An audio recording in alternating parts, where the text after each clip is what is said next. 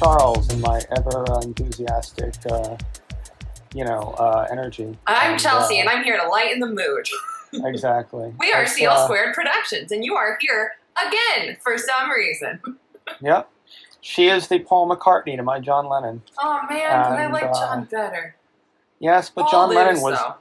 But John Lennon was the one with the bipolar disorder. Oh really? Yeah. Why am I just learning this? Well, I don't know if he was necessarily bipolar, but apparently he was just a prick, and like he used to walk around the house like being mean to his cat, and like What? yeah, and like Paul McCartney said that like their writing style could be summed up in some. There's one. I'm not a big Beatles fan, but there's one song they have where like Paul McCartney was like, "I think everything is like can't be better." And Paul McCartney wrote and John Lennon wrote like, it couldn't get worse. And like that was their two philosophies. Jesus Christ. Yeah. It's kind of breaking my heart a little bit, but it's fine. Well, I'll recover. And now I'm no longer enthusiastic. I mean, if it makes you feel any better, you know Frank Zappa, right? Yeah. Did you know that, and by the way, fans, yes, this is our cinematic autopsy podcast, even though it is now the different ways John Lennon is a prick fact. Oh, no. But so what ended up happening was Frank Zappa and the Mothers of Invention did a song, and John and Yoko apparently were like backstage, and they asked if they could do the song with them. So Frank Zappa invited them, and they did this whole jam and everything, and they agreed that they were both going to release it on individual live albums, right?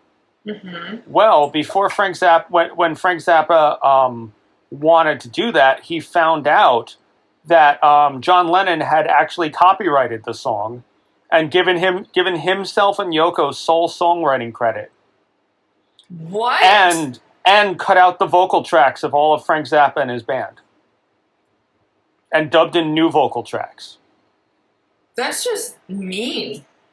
Yeah, so that's the type of dude John Lennon was. He was That's something that like irks us so bad is like artists and stuff that someone else takes credit for something that we did. Like they're going down. Yeah, no, like John Lennon did that shit to Frank Zappa, and basically Frank Zappa found out that I guess he could sue if he wanted to, but do you think you have more money than one of the Beatles? So he eventually just let it go. But the if you look at I think it's in Plastic Ono Band or something like that. But Jam Rag is actually a Frank Zappa song. If you listen, you can listen to the two of them together, and breaking my heart. It's a Frank Zappa song played live.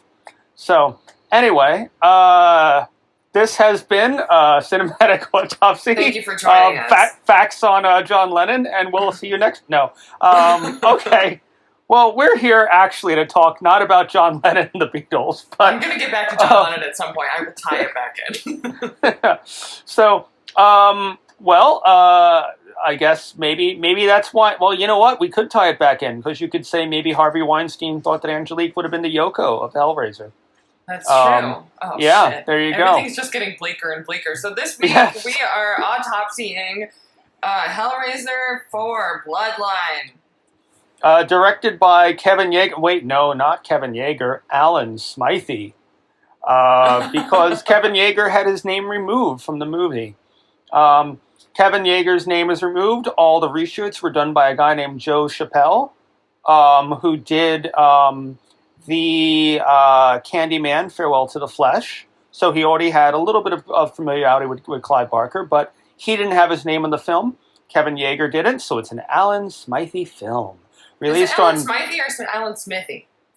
I've been pronouncing it Alan Smithy, but that interview with Adam Scott I sent you. Oh yeah. He pronounced it Smythe, so I trust anything Adam Scott says. I figure since he's been in an Alan Smithy or Alan Smythe film, and we have not, even though we may have both been in things that we wish names were removed from. I'm gonna try. I'm still gonna try. Yes. So, but released. If you really want to know about the shittiness that was my 21st birthday, not only was it the last time I got blackout drunk, 2 days later, I saw Hellraiser Bloodline in the theater. And, yeah, Did you get ruined kicked everything. out? No, I wasn't blackout drunk in the theater. Oh, that's disappointing. Yeah, no. It was a Hellraiser film. I'm not going to get drunk for a Hellraiser film. But you should have. They were events up until this piece of shit. So, let's have a discussion about this film, shall we? Fine.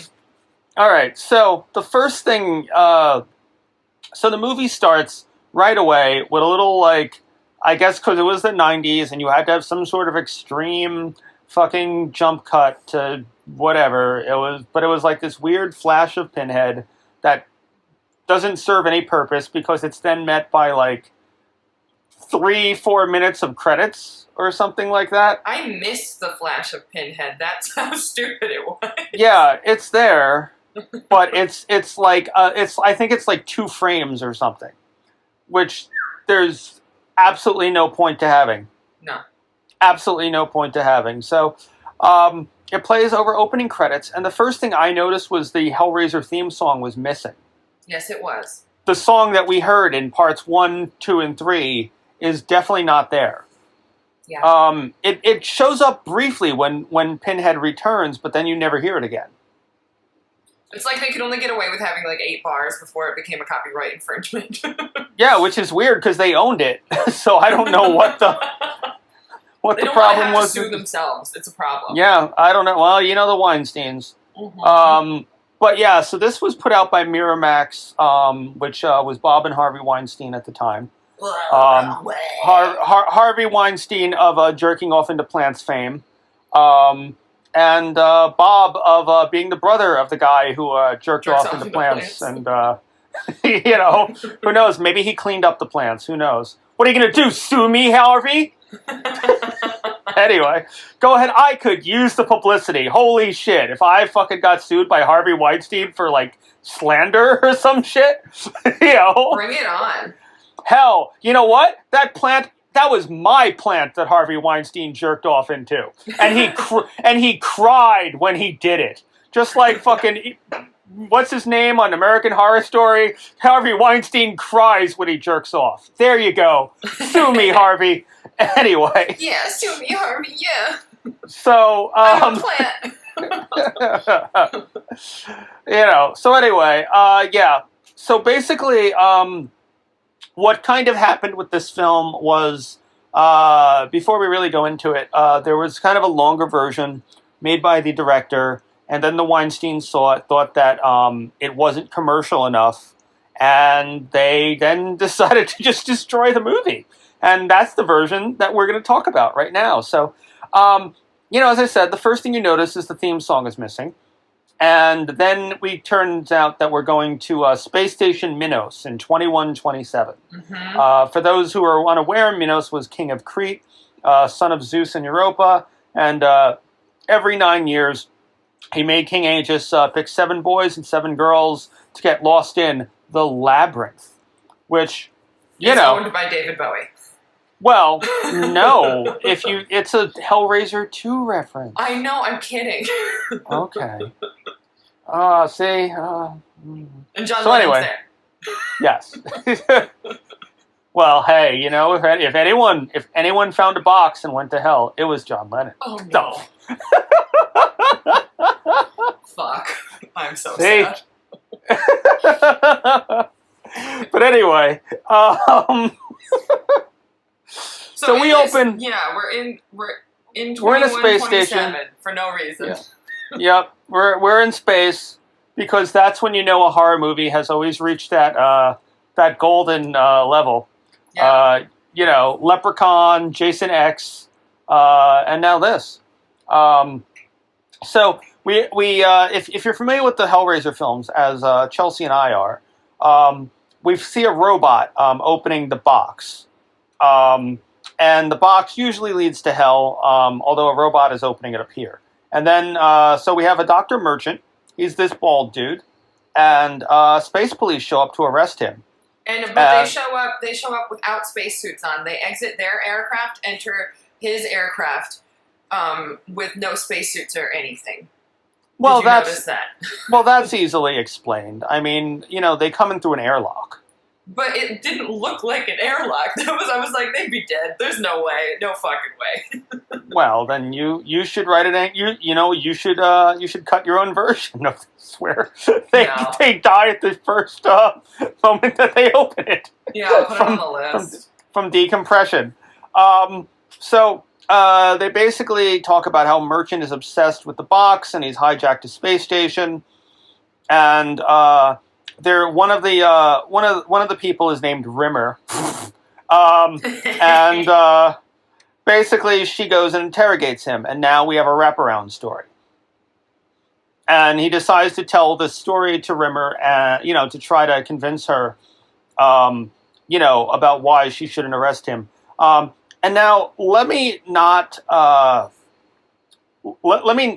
really give anything away here by saying, if you were a normal person and you came into a place that had been hijacked by someone who you think is a crazy person, and then he starts telling you a story about a box made in the 18th century that lets demons out, I don't think it would make you think he was any less of a crazy person. So, I mean, yes, we're in the Hellraiser universe, so those things are real, but, this guy starts telling you this story, you're going to be like, what the fuck are you talking about, dude? Like, yeah, okay, right. Just knock him the fuck out and take this asshole away. So we go to France. We go to France in the 18th With no century. French accents. Le Marchand, who is a toy maker played by the same actor, whose name I should have written down. And I don't know his name. yeah, and he's making a box, and his wife is very excited about it until he actually opens it, and then she just shits all over his dreams. Yes. Which is why I say artistic people should not live with normal people. But anyway, Le Marchand is he's making this. Apparently, the guy he's making it for is named Delille, who is kind of based. He's kind of like a debaucherous 18th century French dude. I see a little bit of like Marquis de Sade, of Gilles de Rais. Those kind of people. And we go there, and he is in front of this big scrumptious feast. And then scrumptious. Scrumptious. Yes. Anyway, and this woman comes in, led by baby Adam Scott. I love Adam Scott so much. Can I just say that I wrote down, there's this whole, so I love Adam Scott because I love Parks and Recreation, and there's a scene in Parks and Rec where Leslie, played by Amy Poehler, they wind up married in the series, and Adam's character, Ben, Leslie has this like fetish. She like goes to London and buys him like a giant judge's wig, like the one that he's wearing in this movie, and she makes him put it on because it's like a kink of hers. So it's just like, I'm like, did the writers know that he already did this and that's where it came from?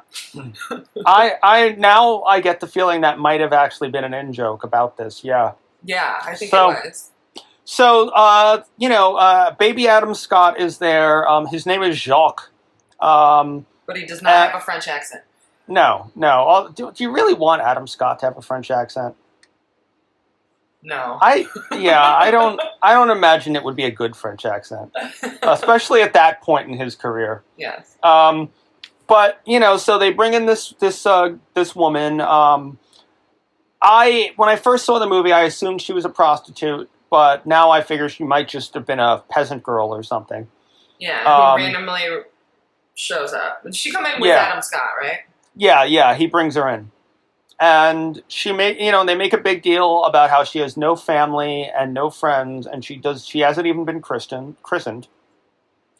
But she sits down and starts eating.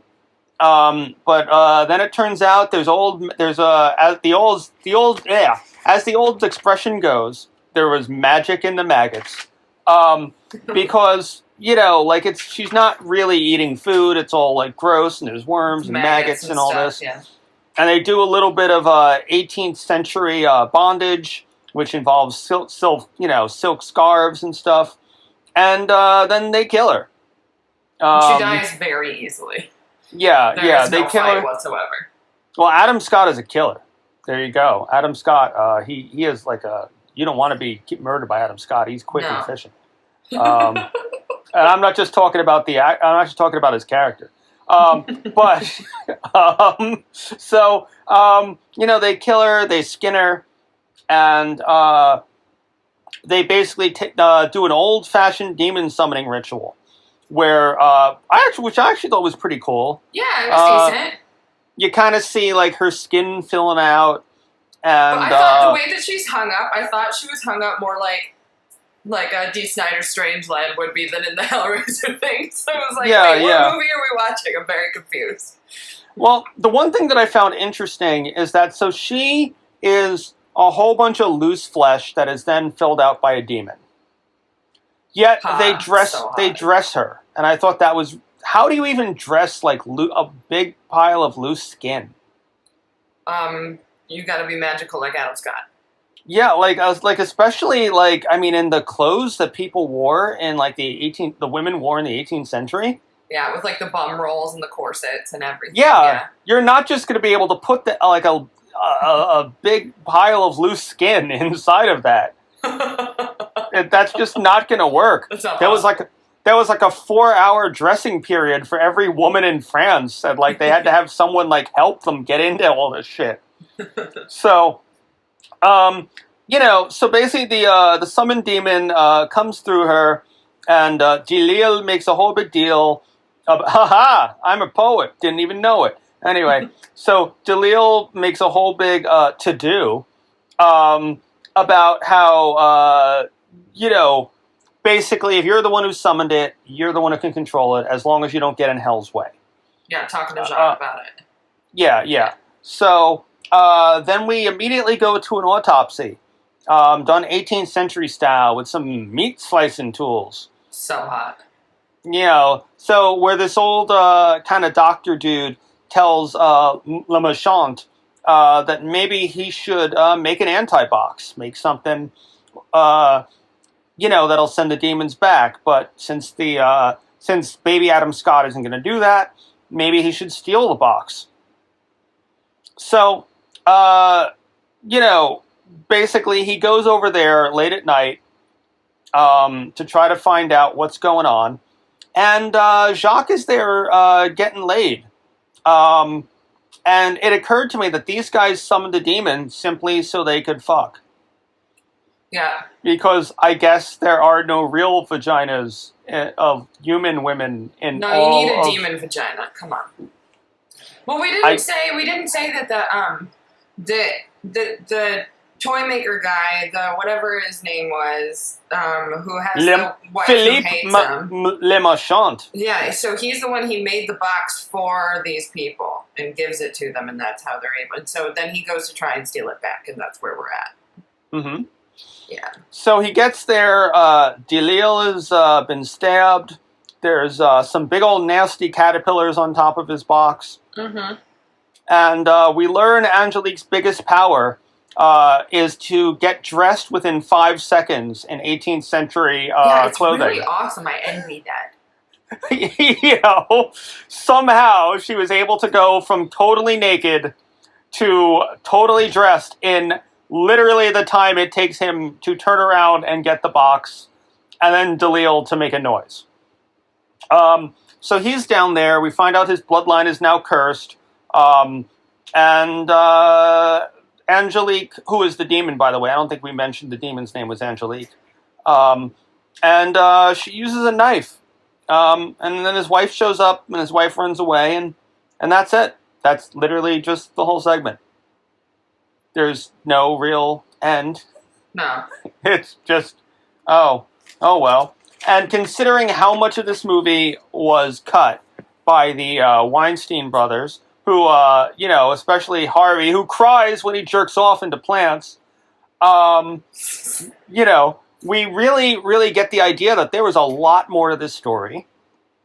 That it was just cut. That, oh, man. So now we go to 1996, where John Merchant, isn't John Same Merchant? actor.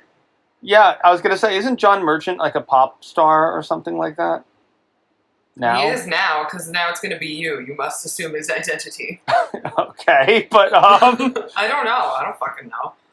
okay. Well, you're more in touch with what the kids are listening to than I am. I'm with my 23 skidoos all over at the sock hop. You're doing Timey Kangaroo Down Sport. That's all you listen to over and over again. Over and over again, all day, every day, 24/7. So just not even Ralph Harris's other songs. I don't even know if Ralph Harris has other songs. For all I know, that is the one song he recorded. And if you went to see him live before he started molesting children. And plants. Yeah, what? And plants. Maybe he and who knows? Maybe he and Harvey Weinstein had a whole big fucking plant circle jerk. You never know. Maybe they all just. I want to protect all of my plants that I have. I'm like, can they hear me? I'm so sorry. So John Merchant is dreaming of Angelique, and then he wakes up freaking out, and his wife seems to be pretty used to his night terrors. But they're getting worse. Yeah, but she doesn't really. I don't know. It just seems like it's almost normal to him. Yeah, and she also, of course, it's a different wife. You think that the bloodline goes on, but the wife in France in the 18th century is a different wife now, and she resembles Meryl Streep in Deer Hunter, but is not Meryl Streep in Deer Hunter. Just so you know. No. What is that actress's name? She's actually Kim Myers. Kim Myers was in a whole bunch of different, she was in Nightmare on Elm Street 2.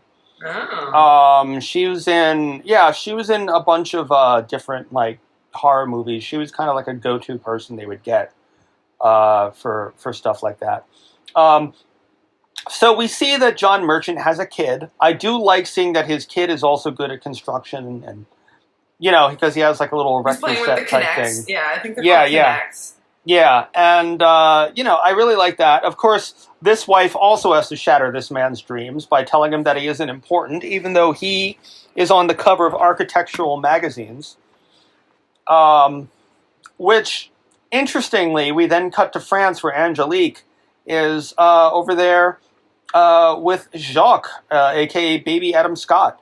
And Angelique wants to go to America, and Jacques says no, which is getting in hell's way. After 200 years, she's kept him alive. And suddenly she has a big creepy demon hand. And big creepy demon hand. Yep, big old creepy demon hand. And then she just kind of slashes him a lot in the face with a big creepy demon hand. And then bites him. And then lifts him up. And that's, And the thing I kept thinking was, there's nothing she has done so far in this version of the movie that a regular person couldn't do. Yep. Big creepy demon head or not, she's still just scratching him with nails. Yep. And biting, you could bite someone's face, part of someone's face. I could bite, you put someone in front of me right now, I'll bite off a chunk of their fucking face. I don't care, I'm crazy. But, you can, You should see the look in his eyes. He's, serious about it. Well, I can get you a toe, Duke. I can get you a toe with green nail polish by 3. But anyway, did I say Duke instead of dude? Oh, I killed the whole joke. Anyway, so anyway, I would the person whose toe I would cut off and with green nail polish by 3 p.m. There you go. Don't fuck with me. I'm crazy. Anyway, you did it. I'm proud of you. Damn right. So, she kills baby Adam Scott. He will never grow up to be on Parks and Rec. And, don't say that! I need Leslie Knope to have her happy ever after. And then she goes off to, kill John Merchant. And now we cut to NYC. We're in New York? I didn't even get that. Yeah, now we're in NYC. Probably from the big Chiron that's in New York City, while showing the skyline. Shut the fuck up. And then I really Merchant enjoyed this movie and obviously paid attention to every single detail. Yeah, Merchant gives a really shitty speech, and Angelique is there, and then Angelique starts flirting with a dude in the basement. And it's some guy from The Sopranos. Was he from The Sopranos? Yeah. He was some character from The Sopranos, that guy. Huh. Yeah. I know he wasn't one of the leads, but was he like... Yeah, I mean, it was... what role it was. In the... Well, it wasn't James Gandolfini or anything like that. No. You know. But, yeah, I mean, I guess I'll have to look up who that dude was and what he played on the Sopranos, and for my own personal amusement, because we won't mention it next week on the show. So we encourage you to do the same. You have the entire world's knowledge at your fingertips. Fucking use it! And believe everything that you read on the internet. Exactly. Every single thing you do. Yeah. So Angelique gets him... she basically punches through a wall. She finds the box from Hellraiser 3, which I know very little about construction, but I didn't know that they made pillars from random loose concrete. I didn't know that's how that worked. I would be kind of very surprised if that was how it worked. It is not how it works. I'm just going to say that because it just is not. Okay. You know, the guy plays the box literally gets the hook treatment as Pinhead shows up, and finally we get to hear the Hellraiser theme for all of 10 seconds. Yeah, it's like 8 measures, that's it. Yeah.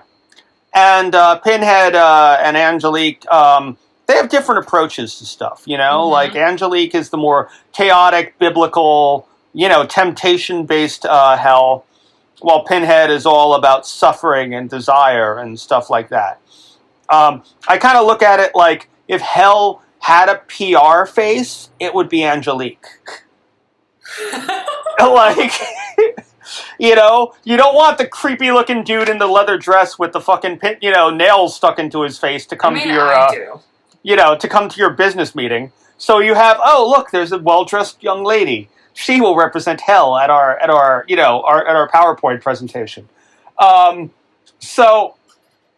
Then Angelique shows up at his job. She sees the design he has that can close the gates of hell, or open them, I guess, which is kind of never really said, but implied. Where there would be like mirrors and light, and then he dreams of boning Angelique. Yes, because that's the natural progression of things. You know, and then there's a late night call that definitely seems like an affair, him saying to his wife, oh, it's Japanese businessmen. So we have these different approaches. Then we have our kind of comedy relief twin security guards. Biggest fucking idiots. Yeah, who... then get, by the way, one of them was talking about whether or not they would have sex with a trans person. Right. Which, I have to say, for 1996, having a character not act all repulsed by it was pretty fucking progressive. Yeah, I was like, when they asked, when he was answering about whether or not he would have sex with this trans person, I was expecting him to say something completely abhorrent, but he didn't. Oh, yeah. Yeah, most movies made in 1996 would have made some sort of really, gross comment or whatever. So I was really surprised that I was like, oh, wow, there's actually, a very progressive comment made where he's like, yeah, I would do it. Dude. Yeah, I was like, yeah, I would do her, So, so I also realized they are the only security job. And here's the thing, guys. Security is the only job in the world where splitting up actually is what you're supposed to do. Security guards are not supposed to stand next to each other the entire time talking and gossiping like two little twin schoolgirls, because that is not very secure. People can walk... The idea of having two security guards is so that they can cover two different places at once. So... Yes. So why don't you cover from here, Chelsea? Oh, God. This is so... I mean, the twins, of course, walk into the wrong place at the wrong time. You got Pinhead and Angelique, so what are they gonna do? Fucking turn you into some hellscape demon thing. And he made it... Pinhead, what did he say? Pinhead said that so now you will never be apart ever again, or something like that. Well, because Pinhead could read their fear, and their biggest fear was being separated from each other. Yes. So he makes it so that their bodies and heads are really grotesquely connected forever. Mm-hmm. I mean, pretty cool. I enjoyed that, like how they did it, like especially for 1996, the like special effects that they did. Yeah. To make that happen, I really liked that. The little twisting of fucking muscle and flesh. Like a spiral of muscle and stuff, which is really, really cool. And then I think we go to Pinhead deciding that he wants to kidnap John Merchant's son. Yeah, because Pinhead now just... See, I did not like this particular aspect, because that's like too... Pinhead is a guy who fucking skins people alive and turns them into, like, versions of their darkest fucking desires. I was not expecting him to say something. It was along the lines of, in order to get to him, I'm going to take what he most loves. I was like, Pinhead is saying that? That doesn't seem like something he'd say or do. Well, the actual line he says is that there is no greater pain that a parent... They say there is no greater pain that a parent can feel than the loss of a child. Yes, that's it. Yes. But in my head, I think, oh shit, he's going to kill the guy's kid. And nope, he just kidnaps him. He uses him as bait, and the mom finds him.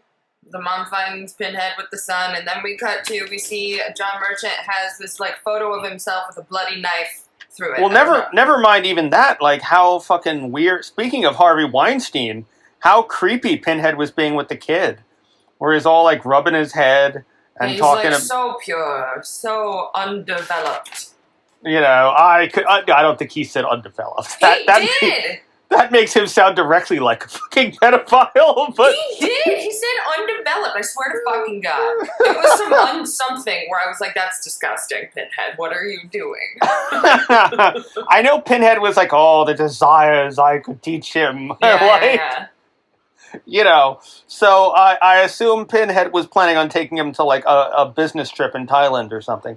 Thailand. I was going to say Bora Bora. That's more like it. Do they have those sort of trips down in Bora Bora? I don't know. Oh, see, the reason why I bring up Thailand is because one of my step-uncle, ex-step-uncle, did a documentary on child sex trafficking in Thailand. Fuck. And how there's entire, like, business trips of, like, American and English and Danish businessmen who would go to agencies that would set them up to go and try to, hook up with, like, young boys and stuff. Well, that's depressing. Yeah. You know who runs it? John Lennon. Actually, you know who runs it? Harvey Weinstein. Harvey Weinstein runs it. Harvey Weinstein runs a child sex ring from a pizza place in the middle of Thailand. How's that? You know what? That's probably realistic. Go ahead. Sue me, Harvey. Come on. Yeah, pussy. Anyway, so... How is Harvey Weinstein still living? That's really a good... I wonder. Because there is no God and there is no karma. That's basically how it works. I'm really sad now. I will, however, say that Pinhead, as much as I don't like this movie, Pinhead has one of my favorite lines of all times in this film. What is that, Charles? When the twins, like, go, oh, God, and he's like, do I look like a man who cares what God thinks? Yeah, that was the best. I loved that. I do love that line. That was so good. Yeah, so basically, Merchant, he finds, as Chelsea was saying, the bloody picture with butcher knife in it, and he heads to his place of business. And the elevator stuck at 7 for some reason. Yeah. So tell us about what happens when we're at the place of business, Chelsea. The place of business. Well, the mom gets the box somehow, right? She finds the box, and then he has to go through this, like, hellscape crazy place and meets the monster dog. Yeah. The monster dog was played by a person, by the way. What? That was not an animatronic. That was actually a person. That's crazy. Yeah. That's so crazy. Yeah. So they need John in order to help fulfill the what is it? It's promise. Fulfill the promise of the box or something. Yeah. That's why they need him. That's why they've been searching it's for never it for all these years. Yeah, it's never really made clear exactly what they need the box for in this particular film. So they want what darkness he's born with. Yeah, there's other versions of this that exist, and I know in some of the original scripts and in some of the deleted scenes, basically the idea was to make the entire building one giant box. But we don't know if that's the intention anymore after the Weinsteins, who not only run child sex rings while crying into plants that they jerk off into, but also fuck hamburgers. There you go. They fuck hamburgers now, too.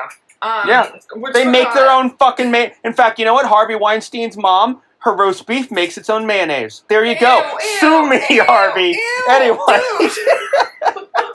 Nothing grosses me out, but that kind of did a little bit. What the fuck? Go ahead, sue me, Harvey Weinstein. Fuck you. Don't sue me. My rent is too expensive. I can't afford it.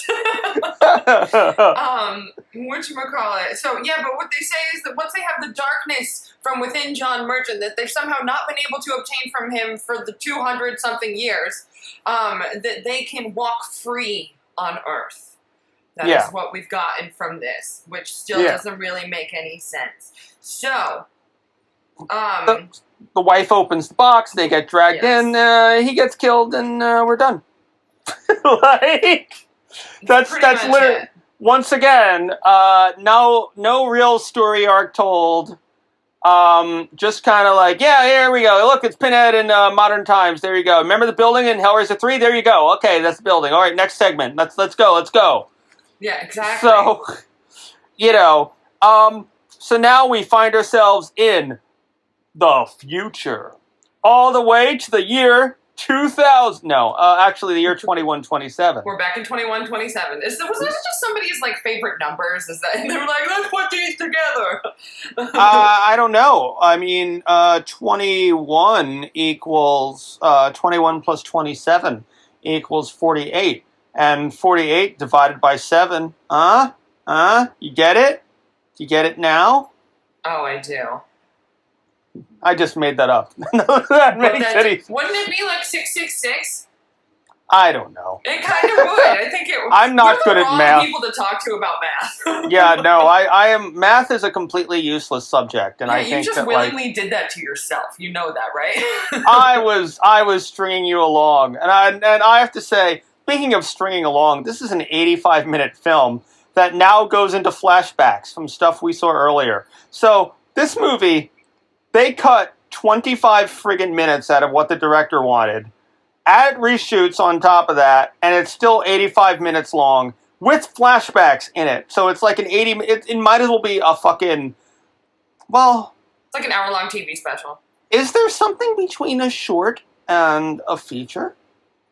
A pilot.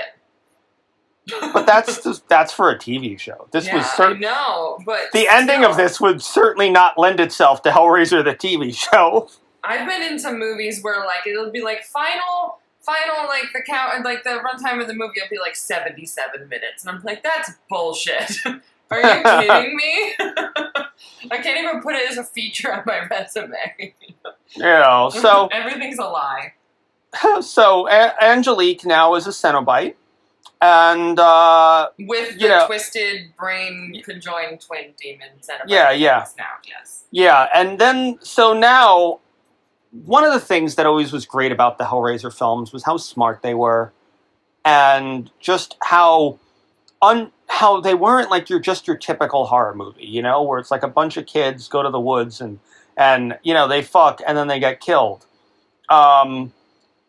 So now we have a bunch of space marines go to a space station and they just get killed. It's a slasher film now, and it really Jason doesn't. Shows up.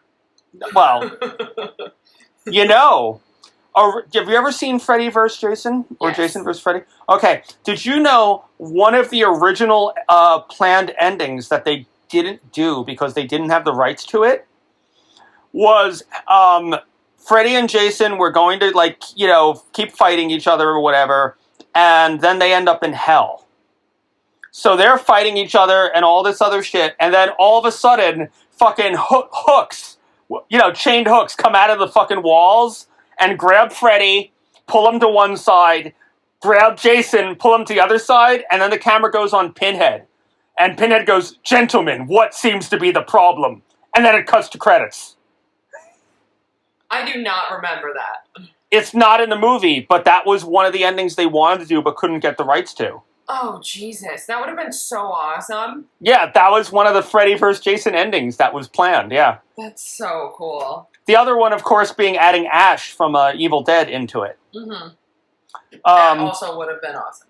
Yeah, yeah. So, basically, they all get kind of picked off. I have to also note the Black Space Marine dies first. Yes, he does. Because, of course, he does. Because now we're in a slasher film. So we see all these kind of relics of, like, you know, the past. We see painting of Le Marchand, which makes me wonder who the fuck painted a painting of a toy maker. His wife? No, his wife hates his dreams. Never mind. Yeah. So that was suddenly, who exactly painted this? They weren't a rich family. Peasants, well, maybe not a peasant, but someone on, like, a toy maker salary would not have been able to afford to have a portrait fucking commissioned of himself. It was Angelique. Come on. Well, I don't know. They wouldn't have gotten it from Angelique. I mean, it would have had to have been in his family for years and years, so you never know. It was you. It was John Lennon. Yes, John Lennon painted it. So, anyway, Harvey Weinstein painted it with his sperm that he got from his mom while crying. Into roast beef. Yes, exactly. Chelsea, why'd you have to make it dirty?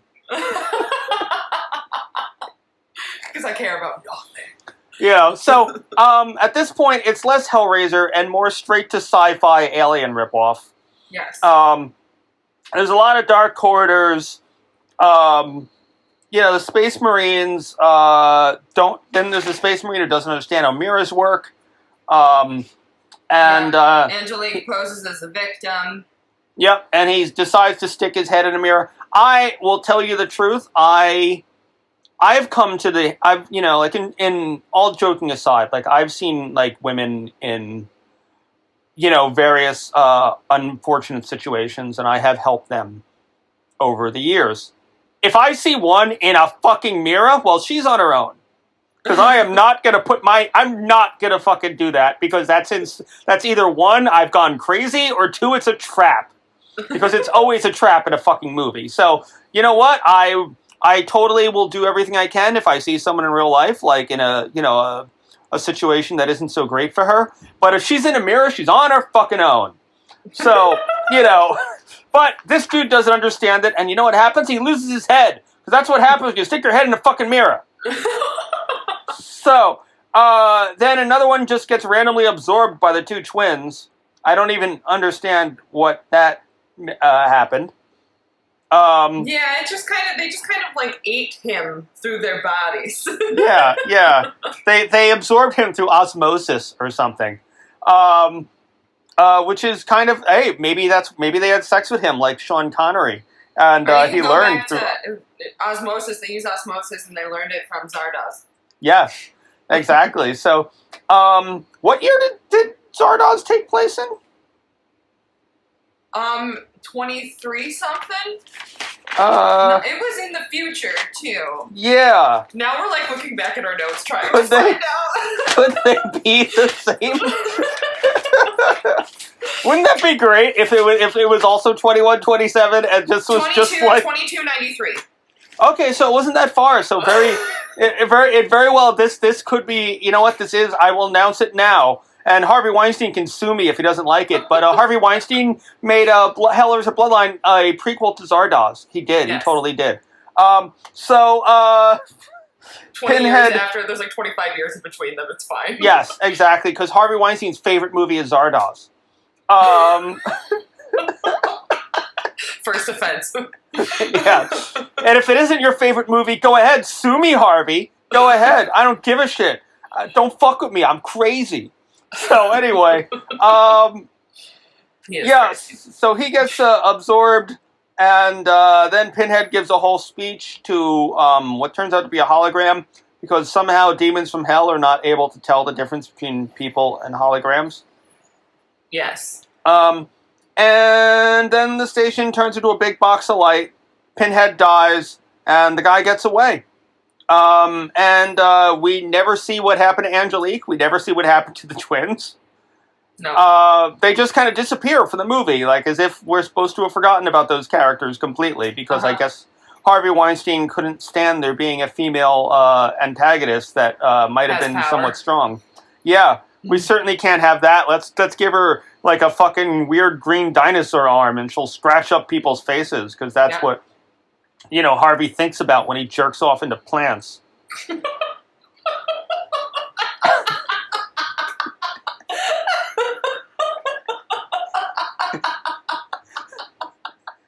Jesus fucking Christ. And you know what plants he jerks off into? Cacti. There you go. I was going to say ficus, but cacti works too. Nope. He rubs himself against the bristles of the cacti plant. It's the only thing that makes him come anymore. That and small children. Yeah, well... And celebrities.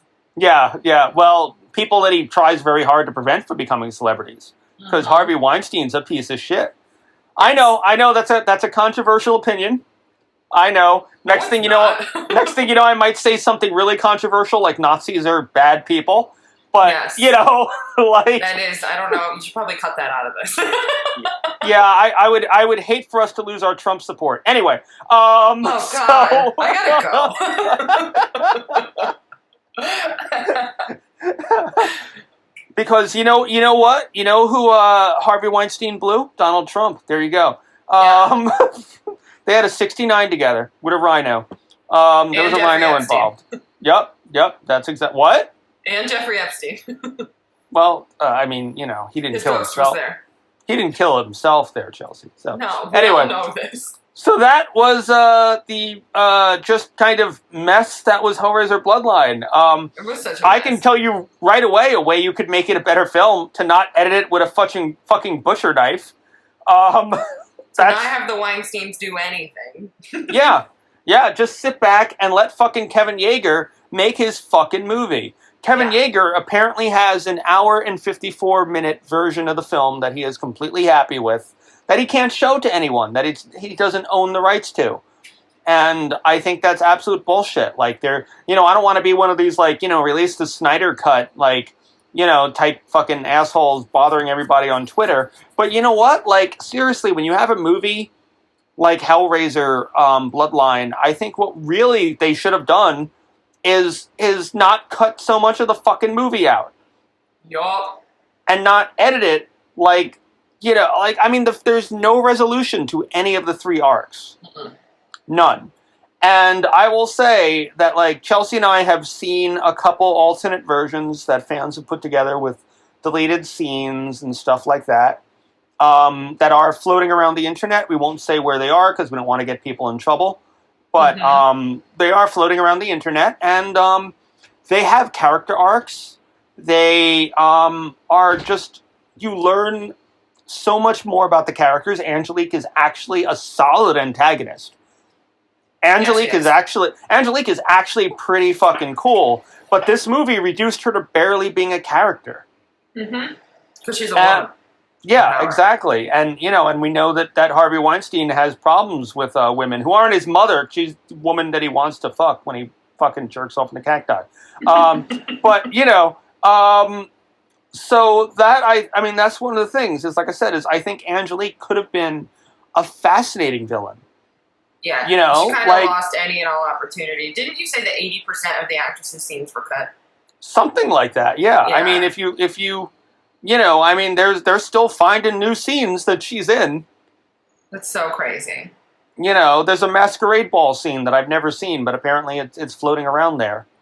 And all those extras are probably devastated. Like, Mom, I was gonna be in a Hellraiser film, but Harvey Weinstein decided to jerk off into a cactus instead of putting my scene in the movie. That's the actual memo he sent to them too. When But I think that's really my idea of it, Chelsea. Because you know what? Like, I think underneath this bad film, it is a bad film because so much of it is missing. It is not inherently a bad film, even though, okay, I think Pinhead kidnapping people is kind of like, eh. Yeah. But otherwise, it is not necessarily a bad film. But you cut out so much stuff. You cut out all the, like, if I were to say make a sandwich, and what sandwich? I know that you, Chelsea, does not engage in the eating of the meats. So, what type of sandwiches do you like, Chelsea? I like the Impossible Whopper from Burger King. Well, okay. Well, what is in the Impossible Whopper from Burger King? Lettuce, tomato, onion, which is garbage. I get rid of those. I don't need. The burger's made out of plants. I don't need extra plants on top of it. But it comes without cheese, so you have to ask for cheese. It's like taking the cheese off of a cheeseburger, which really just makes it a burger. And an undercooked burger. This is not going well. It's like having a caprese sandwich without the mozzarella. Okay, well, let's imagine that you wanted an Impossible Burger, and then they gave you the bun, and they said, "Well, we didn't know how popular the rest of it would be, so we decided to just cut all the rest of it out, and here's your Impossible Burger." You didn't get an Impossible Burger; you just got a bun. I would take all of my sperm-soaked cacti and shove it in their faces. So that is pretty much what happened to this film. Yes. They took all the fucking burger out. They took all the fucking lettuce and tomato and all this sort of shit. And then they gave us 2 pieces of bread and called it fucking Hellraiser. And, amen. Yeah. And that is, because like I said, I mean, when normally we have all these ideas about how a movie could be made better, and it was right in front of their fucking faces. It was how this movie could have been better. And the world doesn't get to see it. Exactly. So, do you have anything to add to that before we finish up, Chelsea?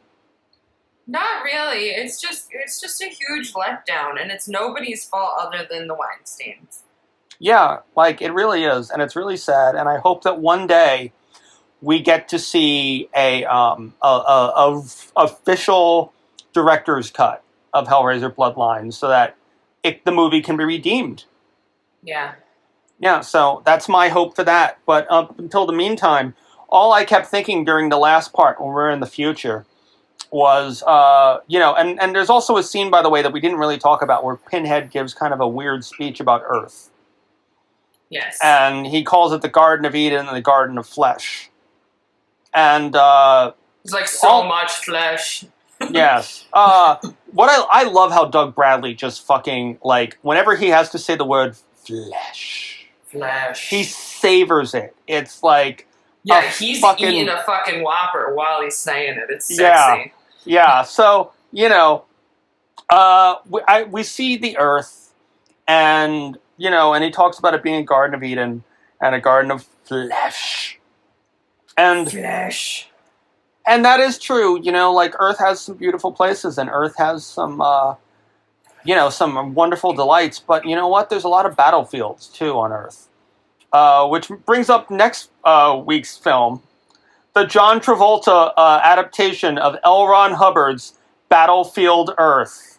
I hate you. Well, you know who hates you more? John Lennon, because John Lennon hated everybody. So, anyway, people, this has been Charles. And I'm Chelsea. And we're off. We're off to see the wizard. Yeah, we're oh no. Oh no. Now you've summoned now by bringing up the Wizard of Oz.